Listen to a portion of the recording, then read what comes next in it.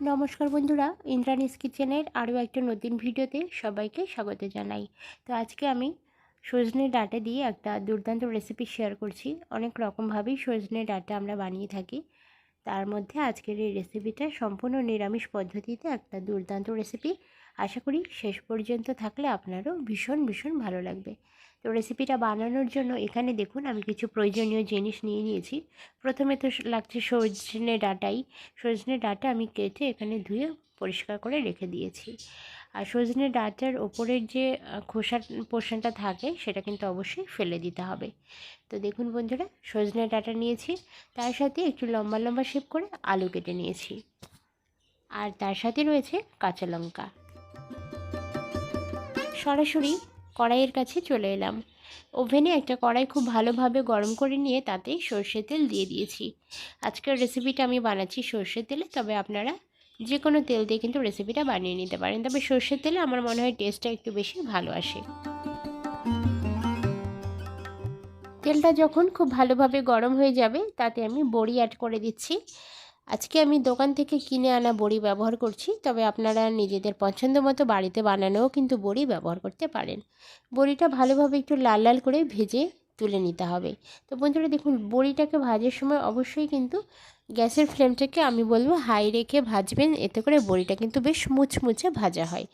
তো আমি গ্যাসের ফ্লেমটাকে হাই করে বড়িটাকে একটু তাড়াতাড়ি করে ভেজে নিয়ে তুলে নিচ্ছি।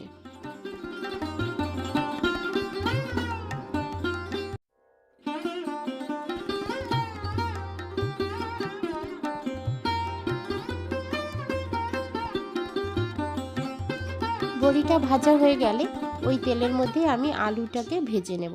লম্বা লম্বা শেপ করে একটু আলু আমি কেটে নিয়েছিলাম। তো আলুটাকে কিন্তু একটু লম্বা লম্বা এবং পাতলা করে কাটতে হবে, খুব বেশি মোটা করে আলু কিন্তু কাটা যাবে না, তাতে করে সেদ্ধ হতে অনেকটা সময় লেগে যাবে। আর সজনে ডাঁটা যেহেতু সেদ্ধ হতে খুব বেশি সময় লাগবে না, সেই জন্য আলুটাকেও একটু পাতলা করে কাটতে হবে। তো আলুটাকে আমি একটু প্রথমে ভেজে নিচ্ছি। ভাজার জন্য অবশ্যই আলুর মধ্যে সামান্য পরিমাণ নুন আর হলুদ অ্যাড করে দিতে হবে, এতে করে আলুর যে টেস্ট সেটা কিন্তু খুবই ভালো আসে। আলুটাকেও আমার লাল লাল করে ভাজা হয়ে গিয়েছে।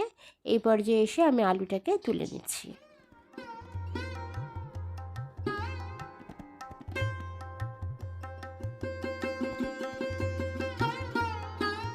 আলু ভাজার পর যে তেলটা অবশিষ্ট রয়েছে সেই তেলের মধ্যে আমি 3টে কাঁচা লঙ্কা অ্যাড করে দিচ্ছি। কাঁচা লঙ্কাগুলো কিন্তু আমি ফাটিয়ে দিয়েছি বা চিড়ে দিয়েছি।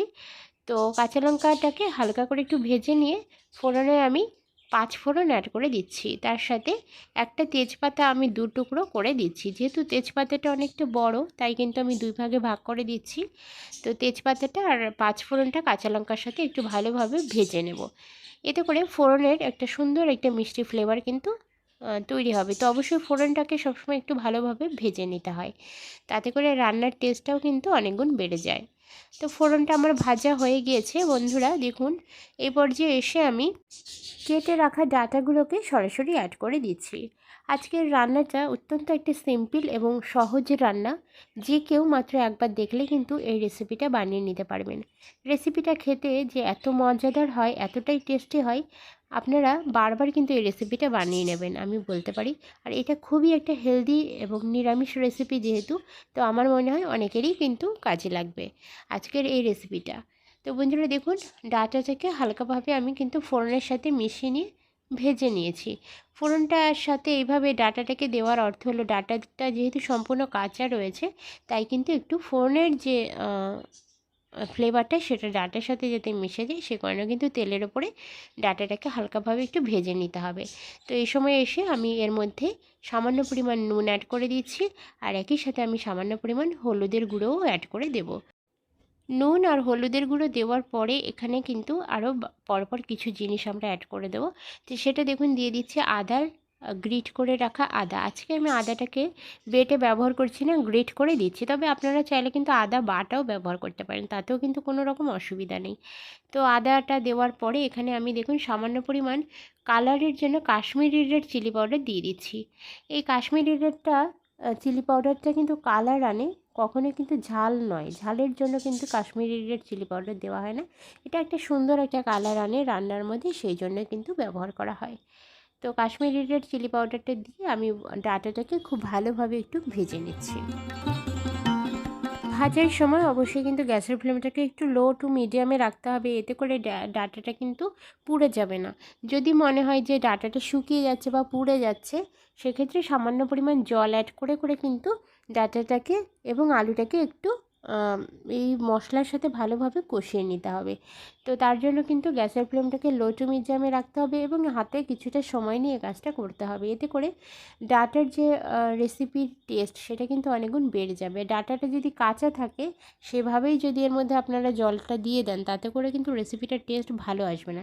সেই জন্য এই পর্যায়টা একটু হাতে সময় নিয়ে করতে হবে এবং সম্পূর্ণরূপে তেল ছেড়ে দেওয়া পর্যন্ত কিন্তু ডাটা আলু দিয়ে মশলার সাথে কষাতে হবে। তো দেখুন কালারটা কত সুন্দর এসছে, আর তেলও কিন্তু ছেড়ে দিয়েছে। এই পর্যায়ে এসে এখানে আমি জল অ্যাড করে দিচ্ছি। তো এই জলটা কিন্তু একদমই একটা নর্মাল ওয়াটার, কোনো রকম গরম জল কিন্তু আমি ব্যবহার করছি না। জলটা দেওয়ার পরে ভালোভাবে কিন্তু একটু মিশিয়ে নিতে হবে সবজিগুলোর সাথে।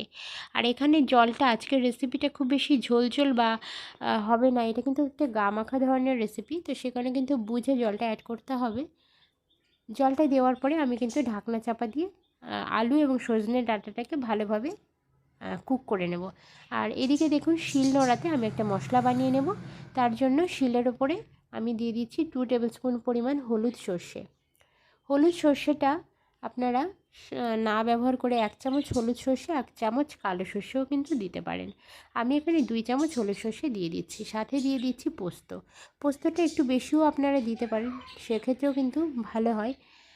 সর্ষের থেকে পোস্তটা বেশি দিলে মানে তেতো ভাবটা কিন্তু আসবে না।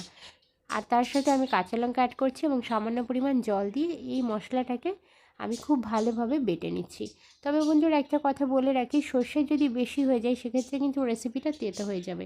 তো সর্ষের পরিমাণটা কিন্তু বুঝে ব্যবহার করবেন। সর্ষের থেকে পোস্তটা কিন্তু অবশ্যই বেশি দেবেন।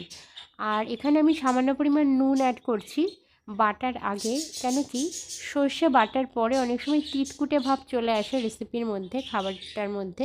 তো সেটা যাতে না আসে তার জন্য কিন্তু সামান্য পরিমাণ নুন দিয়ে বাটলে তিতকুটে যে ভাবটা সেটা কিন্তু চলে যায়। তো বন্ধুরা দেখুন খুব ভালোভাবে মিহি করে আমি মশলাটাকে বেটে নিচ্ছি। আমি এই মশলাটা শিলনোড়াতে বাটছি, তবে আপনারা চাইলে কিন্তু মিক্সিং জারেও বেটে নিতে পারেন।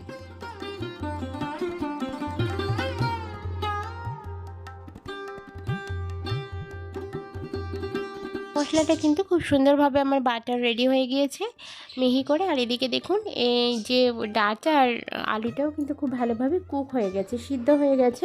তো এই পর্যায়ে এসে এর মধ্যে আমি ওই যে সর্ষে এবং পোস্ত বাটাটাকে অ্যাড করে দিচ্ছি।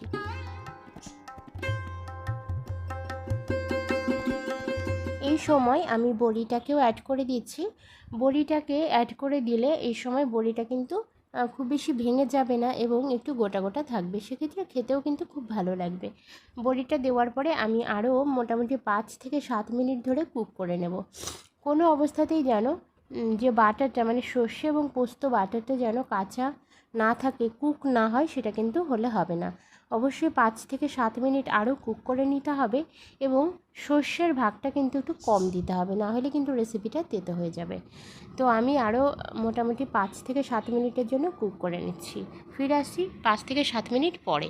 আমাদের আরও কিছু দেওয়ার এর মধ্যে বাকি আছে, তো সেগুলো কিন্তু আমরা 5-7 মিনিট পরে দেব।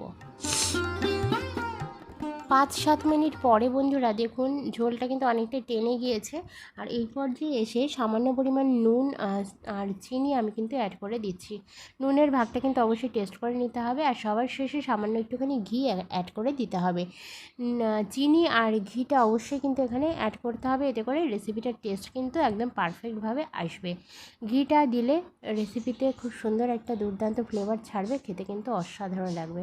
আর চিনিটা টেস্টের ব্যালেন্সটাকে বজায় রাখবে। তো অবশ্যই চিনি আর ঘি দিয়ে গ্যাসের ফ্লেমটাকে বন্ধ করে দিতে হবে এবং গরম গরম ভাতের সাথে পরিবেশন করতে হবে। তো আজকের রেসিপিটা এটাই ছিল। আপনাদের কেমন লাগলো কমেন্ট সেকশনে জানাতে ভুলবেন না। ভালো লাগলে এরকমই নতুন নতুন রেসিপি দেখার জন্য আমার চ্যানেলের সাথে থাকার অনুরোধ রইল। ধন্যবাদ বন্ধুরা ভিডিওটা শেষ পর্যন্ত দেখার জন্য। নতুন ভিডিও দেখার আমন্ত্রণ জানিয়ে আজকের ভিডিওটি এই পর্যন্ত শেষ করছি। Thank you.